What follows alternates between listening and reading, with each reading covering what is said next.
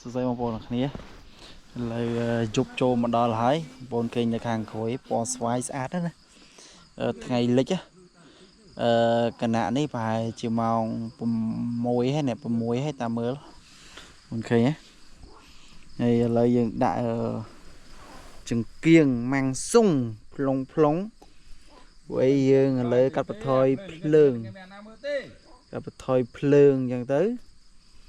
ហើយឥឡូវនេះយើងកំពុងតាថ្ងៃលិចខាងក្រោយបងប្អូនឃើញថ្ងៃលិចខាងក្រោយស្អាតទេនេះឃើញចង្គៀងខាងក្រោយកុំខ្វល់ពីសម្ដីអ្នកដទៃស្ដាប់ពីខ្ញុំបានទេឃើញបងប្អូនឃើញមុខខ្ញុំច្បាស់ហ่าបាទរបស់ខ្ញុំមិនចេះដឹងម្ល៉េះរបស់ខ្ញុំបាទ